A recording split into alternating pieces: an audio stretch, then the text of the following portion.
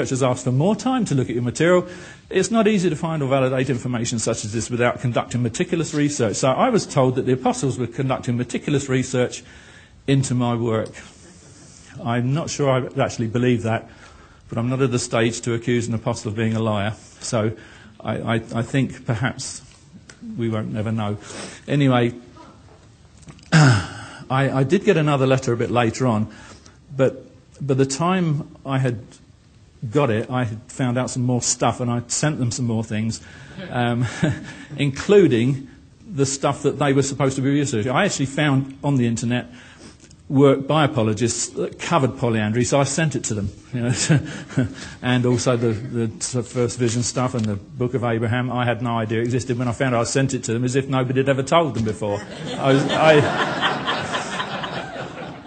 I was a little bit naive. And finally, having sent all this stuff in, and months later saying, look, where's my answer? I got a letter that said this: it may well be that you and I will have to wait until we stand face to face beyond the veil of death to obtain a complete understanding, blah, blah, blah, blah, blah. I'm not willing to commit my life to something that I have to wait till I'm dead to find out whether I was right or wrong.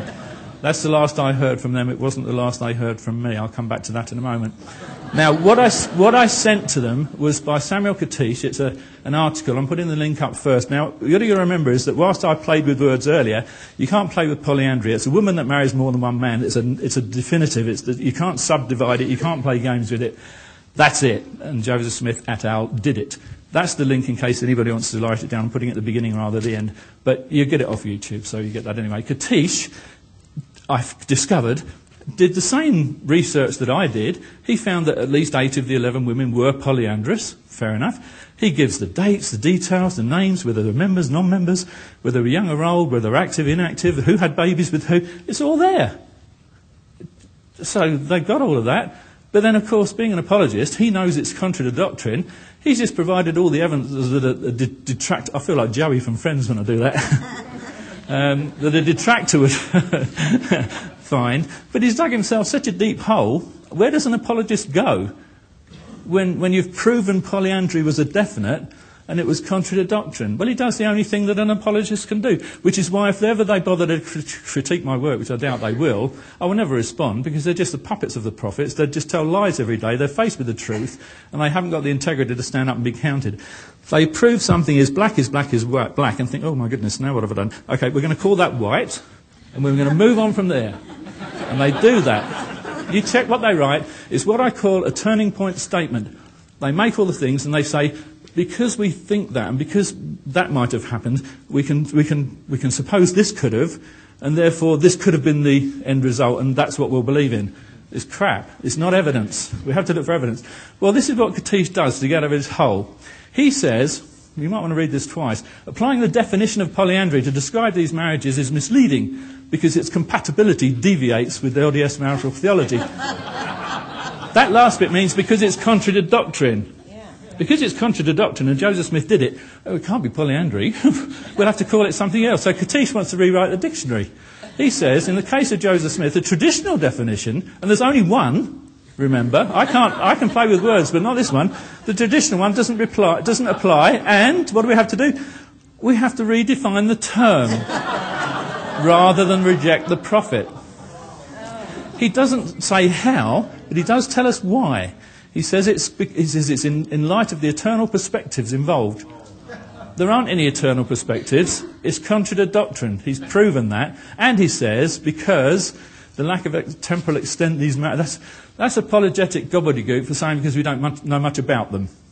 Well, we do. We know everything about them because he's just written an article including everything. Apart from the fact that he's got one of the surnames of the women wrong. He mixes them up. And although he mentions a couple of babies by one, he misses out a baby. So if there's anything missing, it's because he missed it out.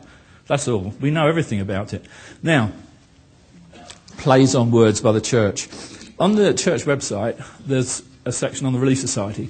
Zena Diantha Huntington Young was a Relief Society president, late 1800s. There's a little bio about how well she did, and she worked with Sister Snow, and they did the silk production, which never worked out very well, so why God had them do that, only he knows. And at the end of each one, it just says about their marriages, and in her case, this is what the church website said. Widowed by her first husband, she raised 2 sons from that marriage, 1 daughter from her later marriage to Brigham Young, and 4 of Brigham Young's children. Well, forget the 4 Brigham Young's children. It doesn't matter how many she raised of them. Those statements are individually quite true. But underlying them are a pack of lies. And I'll show you why, and then we'll come back to look at that again. Let's look at the true history of Zena. And this is documented and accepted by the church. The first thing that happened in her life was that she married Henry Jacobs in 41. That's not the first thing that happened. She, with her sister, had the unfortunate experience, like a lot of young girls, of being housemaids in the Smith household. And any young girls that ended up in the Smith household as housemaids or adopted daughters, it's an English expression I'm not going to use because I haven't checked whether it's acceptable over here. But he tried to marry them. And Zena twice refused Smith as a teenager because she was too scared to let him bed her. Whatever. But after she had married Henry, 7 months later, or 7.5 months later, she did enter a polyandrous marriage. She was 7 months pregnant at the time. And then Smith sent Henry, she was beautiful and he fancied her. So he sent Henry off on some missions to the east and spent much time with her. Smith died in 44, and just after that she entered another polyandrous marriage with Brigham Young. And he also took more than a fancy to Zena, sent poor old Henry Jacobs, has to be one of the most gullible and horribly faithful men in history. I really feel sorry for him. He was sent off to England. Meanwhile, Young persuades Zena to live with him. By the time they get to winter quarters, she's openly living with him as a wife. Well, later on, she married him, confirmed in the temple. She was 7 months pregnant again, and she had a baby by Young in 1850. Now, these are the deaths. Young died in 77.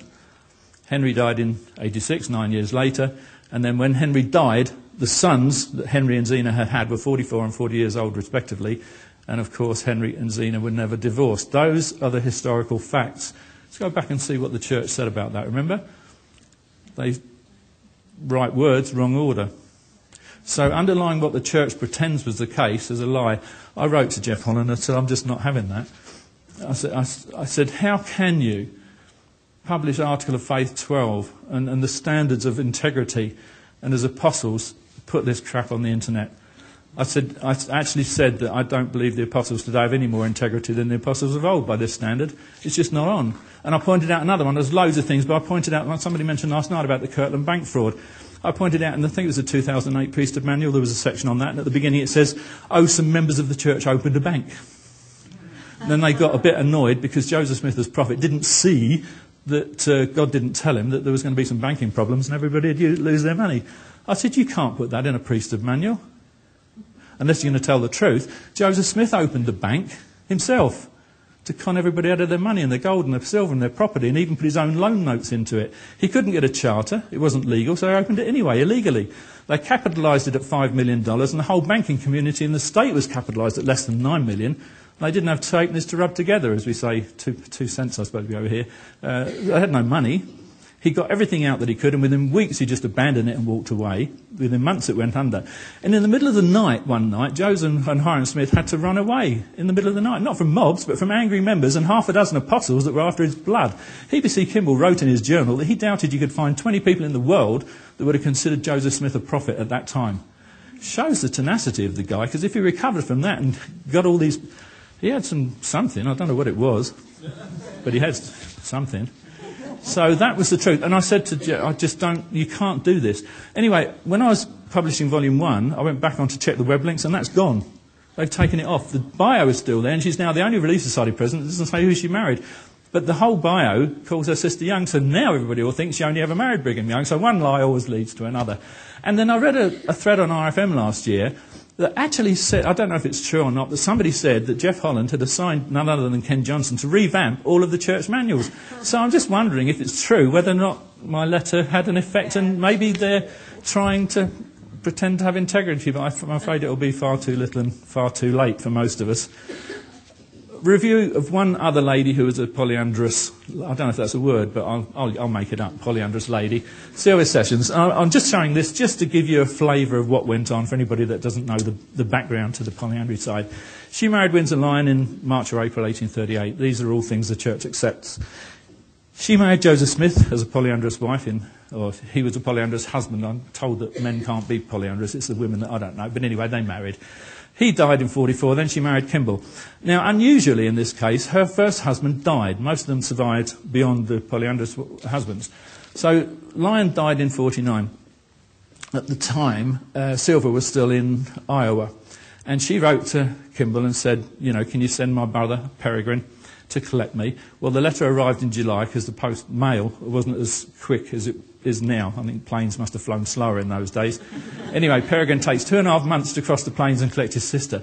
He arrived on New Year's Day, and what happened next must have been like a scene from a movie. You can imagine 2.5 months across the plains, you arrive at your sister's house to find that that very night she's getting married to somebody else.